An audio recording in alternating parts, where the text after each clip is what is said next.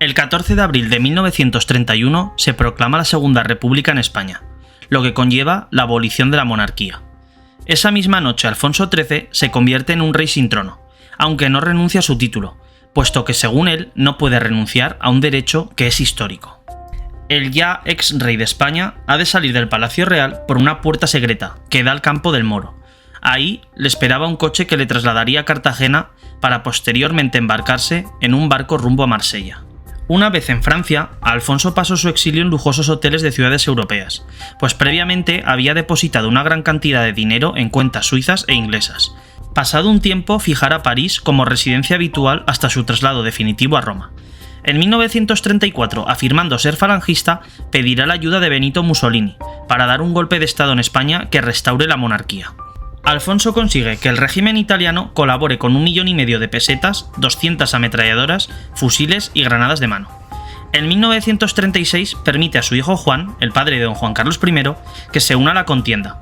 Este cruza la frontera en agosto para dirigirse a la Junta Nacional de Burgos, aunque es interceptado en Aranda de Duero e instado a volver al exilio. Ya en 1937, Alfonso decide donar más de 1 millón de pesetas a la causa sublevada, pero la respuesta de Franco, indicándole que no restauraría la monarquía tras la guerra, hace que Alfonso se sienta traicionado. Finalmente, Alfonso moriría en Roma en el año 1941. Su hijo Juan aprovecharía la victoria sublevada en 1939 para escribirle una carta a Franco, felicitándole por el tremendo éxito e instándole a hacer más grande a España.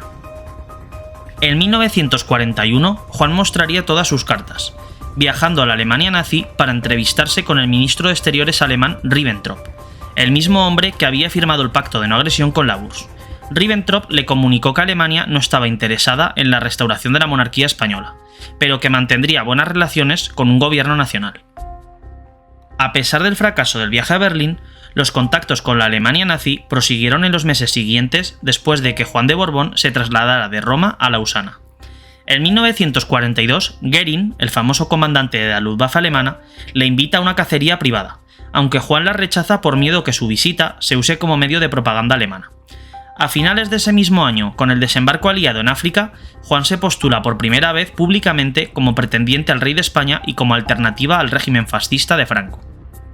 En marzo de 1945, con Alemania a escasas semanas de caer derrotada, decide publicar el Manifiesto de Lausana, con el que rompe con el régimen franquista y declara que el régimen de Franco es incompatible con la nueva Europa que se está creando. El manifiesto fue silenciado por los medios españoles, aunque sí lo publicó la BBC. Juan pidió a los monárquicos españoles que dimitieran de sus cargos, pero quedó demostrado que por muy monárquicos que fueran, no estaban dispuestos a perder su lugar en el nuevo régimen español. Tan solo 2 acatan la petición de Juan: el duque de Alba, padre de la ya fallecida duquesa de Alba, y el general Alfonso de Orleans. La reacción de Franco fue inmediata, desterrando a Alfonso de sus tierras que poseía en Cádiz, y retando a Juan, al que le comunicó que contaba con el total apoyo del ejército, de la Iglesia y de los partidos políticos. 2 años después, Franco promulgó la ley de sucesión en la jefatura del Estado, por la cual le otorgaba el poder vitalicio y la capacidad de designar al sucesor que él quisiera. Este hecho provocó que Juan publicara el Manifiesto de Estoril, por el cual rechaza la ley de sucesión y hace referencia a sus derechos hereditarios. Este manifiesto no solo se silenció en España, sino que lanzaron una campaña en contra de Juan. En 1948, con el lavado de imagen del régimen franquista y la decisión de los aliados de aprobar su gobierno, Juan comprendió que sus opciones de reinar eran prácticamente nulas, por lo que decide cambiar de estrategia y entrevistarse con Franco en su yate privado, Azor, anclado en el Golfo de Vizcaya. En esa entrevista se acordaría que el hijo de Juan, Juan Carlos, de 10 años, se educaría bajo la tutela de Franco. 3 días antes de esa entrevista, Juan había urdido su jugada maestra, acordando con los monárquicos no colaboracionistas del régimen y con los republicanos que trabajarían conjuntamente para derribar el régimen, y que fueran los españoles los que decidieran una forma de gobierno definitiva, monarquía o república. En 1951, Juan comunica mediante carta a Franco que rechazaba colaborar con los republicanos, carta a la cual Franco hizo caso omiso.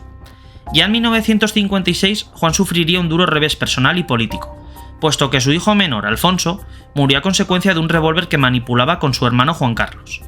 Este hecho provocó que Jaime, el hermano mayor de Juan, y para los monárquicos franceses rey de Francia, que había renunciado al trono español, obligado por su padre Alfonso XIII debido a su sordera, reclamara el trono de España.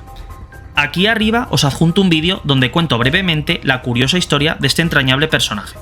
Pasamos a 1969, donde finalmente Franco designó oficialmente a su sucesor, y Juan se llevaría la peor sorpresa de su vida, cuando Franco le comunicó por carta que el sucesor sería su hijo don Juan Carlos, saltándose así en la línea sucesoria a su padre Juan.